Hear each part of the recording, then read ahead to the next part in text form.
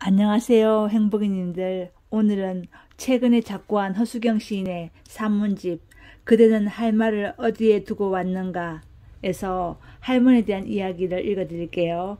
이 할머니는 남해 섬에서 자라서 해녀로 살다가 그리고 6.25 때 아들을 감옥에서 잃어요. 그러니까 아드님이 허수경 시인의 외삼촌이죠. 허수경 시인의 외삼촌님이 허수경 시인이 태어나기도 전에 6.25 전쟁 때 감옥에서 사형당해요. 그 얘기에 대한 추억을 쓴 거예요. 할머니가 사시던 집을 팔고 우리들에게로 오셨다. 할머니는 우리 집에서 1년 정도 계시다가 어느 날 주무시듯 돌아가셨다. 할머니는 남해에서 한 섬에서 태어나 무트로 시집오는 영광을 누렸다. 무트는 육지죠. 시집 오기 전에 할머니는 매일매일 물질을 하러 다녔다. 해녀가 바닷속에 들어가서 해산물을 채취하는 걸 물질이라 그러죠. 그녀 또래의 동무들 모두가 그러하듯 그리고 그 어머니들이 그러하듯 물에 들어가 일을 하는 것은 그녀가 아는 것의 전부였다. 물이 센 날에도 물이 차가운 날에도 물로 들어갔다.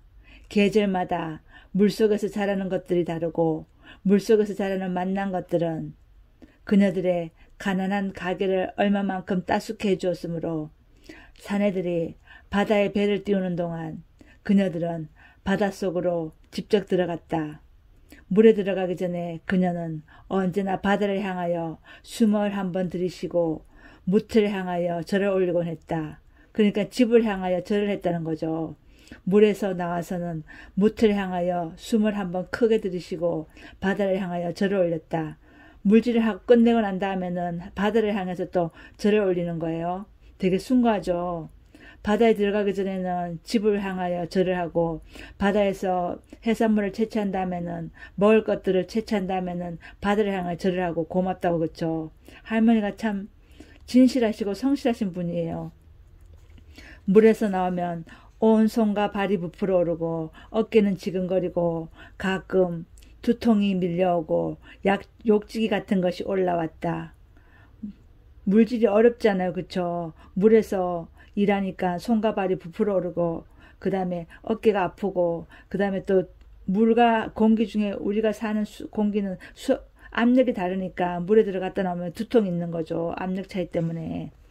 가슴이 아프기도 했다. 물은 그녀의 일터였으므로 모든 자연의 산업재해자가 그러하듯 그녀는 그런 것들을 체념하듯 받아들였다. 물에서 일하면 손과 발이 부풀어 오르고 어깨가 아프고 두통이 생겨도 이 할머니는 그렇게 생각하신 거예요. 물에서 일하니까 당연히 아파. 이러고 병원을 안 가신 거죠. 몸은 쓰라고 자연이 우리에게 준 것, 마음은 그 몸을 담아두었다가 몸이 쓰러지면 본래의 그릇인 자연으로 돌아가는 것. 시집 오기 전에 그녀가 나의 증조모로부터 받은 것은 호박으로 만든 마고자 단추 하나가 고작이었다.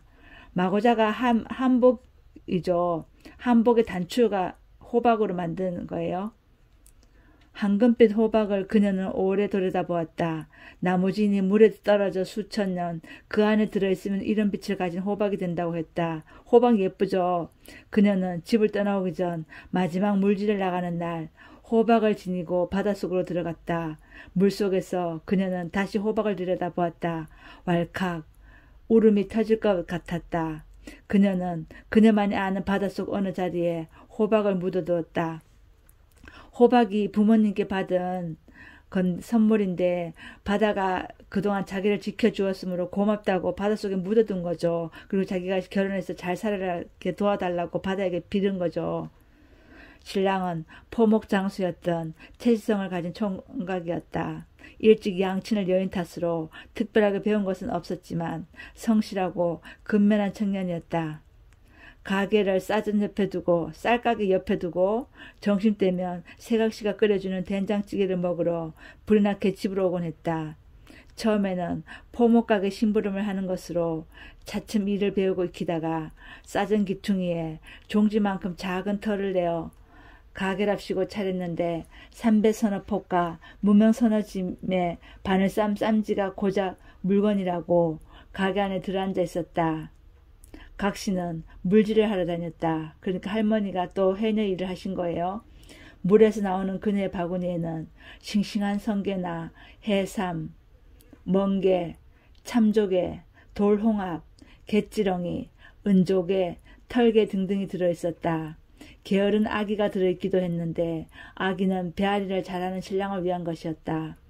아기의 배를 가르면 종종 아기가 통째로 집어삼킨 물고기가 들어있었는데 각시는 아기의 위에게 반쯤 삭혀진 물고기를 달인 물을 배앓이 약이라고 철석같이 믿었다. 신랑의 정신을 차리러 잠깐 집으로 들어오는 것 말고는 그녀는 하루 종일 물에 살았다. 가끔 물질을 같이 하는 동무들과 해변에 불을 피워두고 젖은 몸을 말리면서 더러더운 조개국을 후루룩거리며 대속거리를 주고받으며 깎아대는 것이 즐겁기도 했지만 그녀의 최고의 즐거움은 신랑과 마주 앉아 보내는 저녁이었다. 이 할머니께서 물질을 하러 가셔가지고 물질 같이 하는 사람들과 수다 떠는 것도 좋아하시고 그리고 또 남편이 퇴근하고 집에 들어오면 남편과 얘기하는 것도 좋아하신 분이에요. 세상에 아무리 무슨 나쁜 일이 일어난다고 하더라도 그런 저녁은 착하고 나지막했다. 싸전 기퉁이에 종지만하게 벌렸던 포목가게가 종지에서 주발만하게 커지자 큰 따님이 태어나고 또 따님이 태어나고 아드님이 태어났다.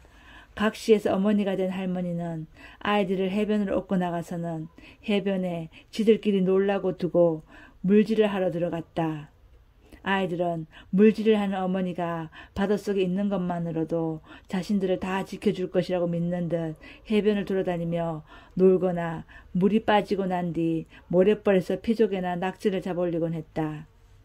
새로 자그마한 집을 사고 집안에 돼지고기를 지어 검은 돼지 2마리를 사다가 그 안에 넣어두었다.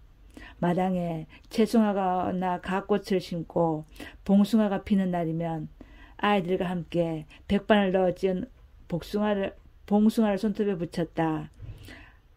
봉숭아를 손톱에 물들이는 거예요, 아이들과. 아주 가끔씩 그녀는 쌀로만 지은 밥을 식구들 밥상에 올렸다.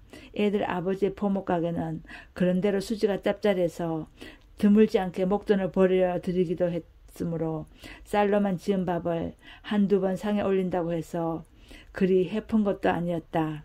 그런 시절에도 그녀는 물질을 하러 나갔다. 따님과 아드님도 언제나 함께였다.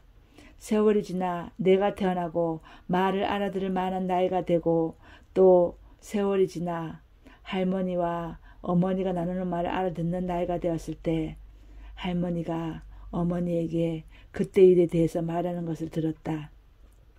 그때 그 애가 바다에 가서 돌아오지 않았으면 말이다. 내가 시집 오기 전에 묻어둔 호박 찾으러 갔다고 여기면서 살았으면 될 텐데 말이다. 그 애란 외삼촌이었다. 외삼촌은 전쟁 때 옥에서 사형을 당했다. 그 옥바라지를 하던 이가 내 어머니였는데 따님 집에서 인생의 마지막 해를 보내시면서 그 일을 떠올린 모양이었다. 그때 만일 삼촌이 태풍이 밀려오던 그 바다에서 놓친 고무신을 따라 물속으로 들어갔을 때 그때 그의 어머니든 할머니가 뒤따라가서 막 숨 놓으려고 하던 아드님을 건지지 않았다면 그들 모두가 폭풍에 염소처럼 끌려 들어갔다면 할머니와 어머니가 나누는 말을 내가 주워 듣지 않아도 되었을 터이고 지금 봄이 오고 있는 이 방의 어느 도서관에 앉아 난슈에라는 여신을 찾아 꿈 해몽을 염원하던 수메르 왕의 이야기를 읽을 때 갑자기 할머니를 떠올리지 않아도 될 터인데 할머니는 아드님을 쫓아 물로 들어갔다고 한다. 눈이 흰 불을 쓴 것처럼 따가웠다고 한다. 아드님은 이미 물 안으로 들어가고 있었다. 할머니는 바람 속에서 물 안으로 들어갔다. 갑자기 물 안이 호박빛으로 환해지고 할머니는 허둥거리는 아드님의 다리를 보았다. 꽉 잡았다. 빛은 사라지고 할머니는 물 위로 떠올랐다. 아드님은 눈을 허옇게 뒤집고 실신한 채였다. 그렇게 건진 아드님이 옥에서 어느 날 비명 행사할 때 할머니는 물 안을 비추던 어떤 빛도 보지 못했다. 내 어머니를 통해서 전가를 받았을 때 할머니는 가만히 고개를 떨구고 아드님의 죽음을 받아들였다. 할머니는 지혜로운 사람이었다. 아드님을 위해 당신이 할 일은 이미 없다는 것을 단방에 알아차린 것이다. 다시 물속으로 들어가 그 전에 보았던 빛을 볼 수는 없다는 것을 그녀는 안 것이다. 가끔 할머니가 물질을 하곤 하던 바닷가를 거닌 적이 있었다. 바닷가 저 멀리로는 화력발전소의 굴뚝이 음험하게 솟아 있었다. 이제 그 누구도 그 바닷속으로 들어가 물질을 하지 않았다. 바닷속에서 자라던 맛난 것들은 사라지고 바다 안에는 시커먼 기름 알갱이들이 해초들 사이에서 끈적거렸다. 누군들 30년 뒤에 어떻게 될지 알겠는가? 혹은 안다고 한들 바꾸어 놓을 도리가 있겠는가? 그 바닷속으로 사라진 사람이 어디 한둘이라마는 할머니가 그때를 이야기할 때 그 빛, 호박빛, 그 빛만이 오롯이 떠오를 뿐인데 어때요, 행복이님들? 참 슬프죠. 바다에 빠져가지고 허우적거리는 아들을 구했는데 그 아들이 잘 살기를 바랬는데 6.25 전쟁이 터지고 아드님은 전쟁통에 감옥에서 사형을 당하는 거죠. 그 일을 누가 알았을까요? 30년 전에 그 일을 누가 알았을까요? 30년 후에 아들이 감옥에서 사형당한 걸 누가 알았을까요? 할머니는 그 아드님의 죽음을 가슴에 껴안고 평생을 사시다가 돌아가신 거죠. 6.25 전쟁은 참 많은 슬프고 아프고 기절할 일들을 많이 만들었죠. 지금도 계속되고 있죠. 이산가족들이 아직 살아계시니까요. 전쟁은 슬픈 거예요. 이 땅에 다시는 전쟁이 없었으면 해요. 그쵸? 우리 행복님들 그렇게 바라시죠. 다시는 이 땅에 전쟁이 일어나지 않게 우리 모두 힘쓰면서 살아요.